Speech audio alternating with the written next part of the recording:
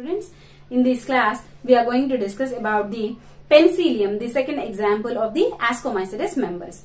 So these ascomycetes members are parasitic, saprophytic and decomposers. They are also grow on dung, so they are coprophilous too. And the penicillium is a parasitic one. Penicillium is a parasitic which grows as a blue-green mold. Blue-green mold. And from this penicillium, an antibiotic is extracted, that is penicillin. Penicillin.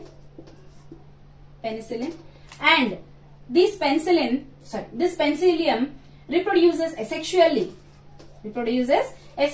By conidiospores and sexually by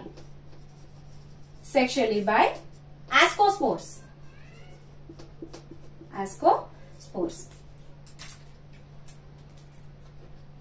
And the vegetative structure of this penicillium involves, let's draw this.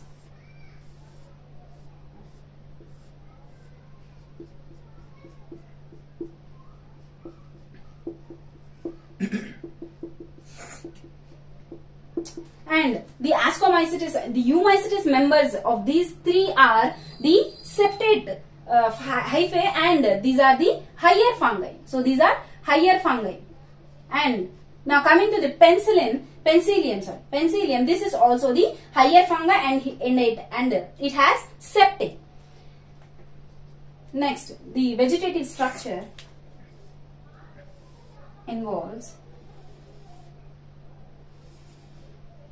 the horizontal hyphae, and this is the vertical hyphae is called as conidiophore. This conidiophore has a branched structure called medullae, and this medullae have a bottled structures called sterigmata, and this sterigmata have a chain-like walls. So this is a chain-like structure, and these are conidia, and these are conidiospores. And these conidiospores are pinched off, and these spores, when liberated out in the favorable conditions, they germinate to form the normal mycelium of penicillium. This is the asexual reproduction. And the sexual reproduction involves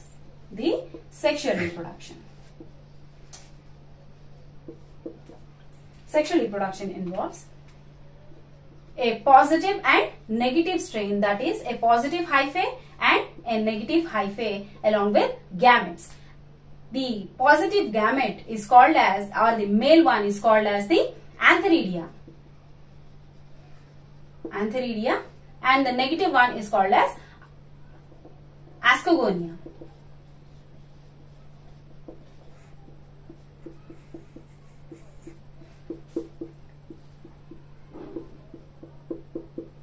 And now both of these gametes unite.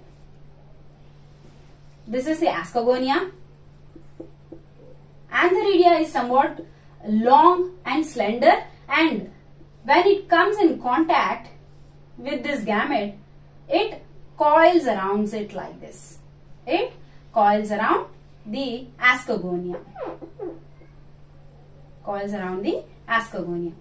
And at the point of contact, let us assume these are the ascogonia and antheridia. At the point of contact, the wall dissolves between them. Now, after the dissolving of wall, after the wall gets dissolved, plasmogamy occurs. This is a step of plasmogamy. Now, there is no karyogamy followed by plasmogamy.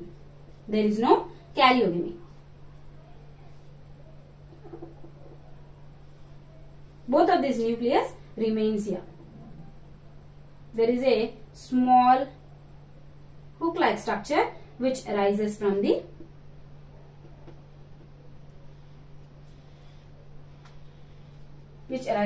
here. And now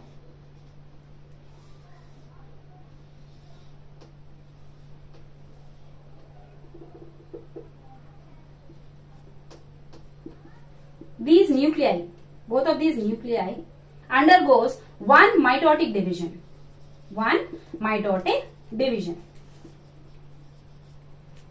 So we get 4 nuclei.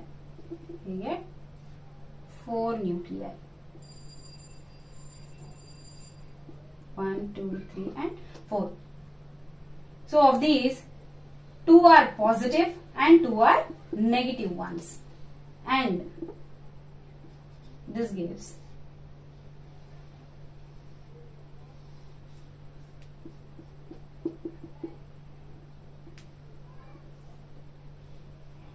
these nuclei migrate into this hook-like structure, of which 1 positive nuclei and 1 negative nuclei remains here, and 1 positive and 1 negative nuclei remains in the middle compartment. This middle compartment is having 1 positive and 1 negative nuclei. Middle one have 1 positive and 1 negative nuclei. Here it undergoes one mitotic division. One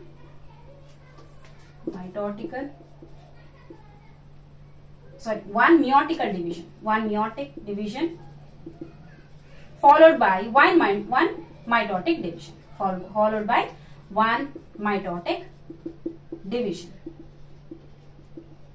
Here in this step, in the middle compartment, there is a positive and 1 negative nuclei are present. Both of these unite and karyogamy occurs. So this karyogamy results in the formation of diploid nuclei, and this diploid nuclei undergoes one meiotic division and forms 4 haploid spores and 4 haploid ascospores, and these 4 haploid ascospores undergoes one mitotic division and forms 8 haploid ascospores. And these ascospores are in this hook-like structure. This is called as cleistothecium now, and it has 8 ascospores which are in haploid condition, and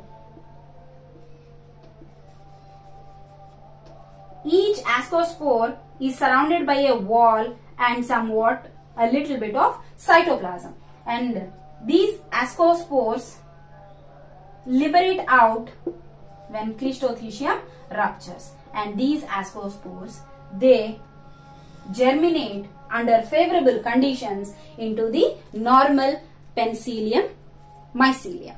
Okay, now this is the asexual and sexual modes of reproduction in penicillium. In the next class, we will discuss about the basidiomycetes.